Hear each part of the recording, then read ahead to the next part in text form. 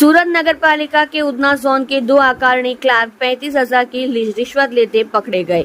एक और सफल जाल में सूरत एसीबी ने सूरत नगर पालिका के उधना जोन के 2 आकारणीय क्लार्कों को 35,000 की रिश्वत लेते हुए पकड़ा।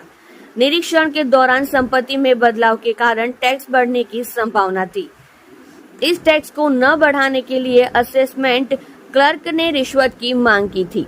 एसीबी ने मंगलवार को भूज थाने विभाग के सहायक निदेशक के बिचौलिए और फिर 2 क्लार्कों को जाल में फंसाकर रिश्वतखोर अधिकारियों को पकड़ने में सफलता हासिल की। भ्रष्टाचार निरोधक ब्यूरो ने कहा कि सूरत नगर निगम में मूल्यांकन विभाग संपत्तियों का मूल्यांकन करता है। एक बार किए गए आंकलन को हर 3 साल में फील्ड में जाकर संशोधित किया जाता है। यदि संपत्ति में कोई सुधार किया गया है तो नगर निगम कार्यालय में निष्पक्ष मूल्यांकन करके उस संपत्ति का कर बढ़ाया या घटाया जा सकता है। उधना जोन ए में मूल्यांकन प्रभाग में कार्यरत मूल्यांकन क्लार्क जिग्नेश कुमार चिमन भाई पटेल और एक अन्य मूल्यांकन क्लार्क मेहुल कुमार बालू भाई पटेल ने पुनः निरीक्षण मूल्यांकन के लिए क्षेत्र सर्वेक्षण के दौरान खटोदरा क्षेत्र में शिकायतकर्ता की संपत्ति में बदलाव देखा। इसलिए यदि परिवर्तन नगर निगम कार्यालय में पंजीकृत किया गया था तो शिकायतकर्ता का संपत्ति कर बढ़ जाएगा। इसलिए अगर यह टैक्स नहीं बढ़ाना है तो 35,000 रुपये देने होंगे, ऐसी मांग की गई। शिकायतकर्ता रिश्वत की यह रकम नहीं देना चाहता था, इसलिए उन्होंने इनकी शिकायत एंटी करप्शन ब्यूरो से की। एसीबी ने जाल बिछाया था।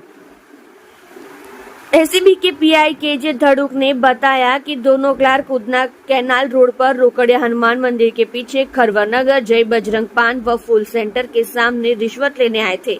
जैसे ही शिकायतकर्ता ने 35,000 रुपये की रिश्वत दी, भेष बदल कर मौजूद हमारे भ्रष्टाचार निरोधक ब्यूरो के अधिकारियों और कर्मचारियों ने उसे रिश्वत की रकम के साथ पकड़ लिया। અત્રે ફરિયાદ મળેલી કે ઉધના જાન સુરત મહાનગરપાલિકા વહીવટી ક્લાર્ક તરીકે ફરજ બજાવતા જિગ્નેશ પટેલ તેમજ મેહુલ પટેલ જે બંને ક્લાર્ક તરીકે ફરજ બજાવે છે, વર્ગ 3ના અધિકારી છે બંને। એમાં જિગ્નેશનો પગાર 35,000 છે તથા મેહુલનો પગાર 36,000 રૂપિયા છે।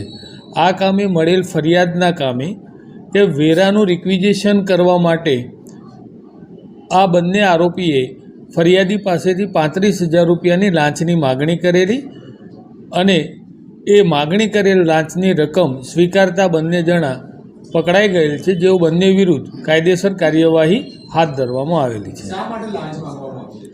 વેરો રિક્વિઝિશન કરવા માટે ફરિયાદીએ પોતાનું મકાન રેન્ટ ઉપર નહીં બતાવવાનું, જે કારણે એમનો જે વેરો છે એનું બિલ ઓછું આવે એ માટે થઈ અને વેરા રિક્વિઝિશન માટે અમણે લાંચની માગણી કરેલી।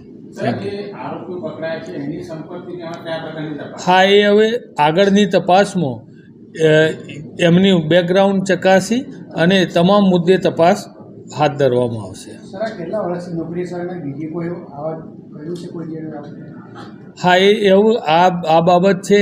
અમે જે બી તપાસમાં જે વિગતો સામે આવશે એ વિગતો ફરીથી તમારી સમક્ષ અમે રજૂ કરશું।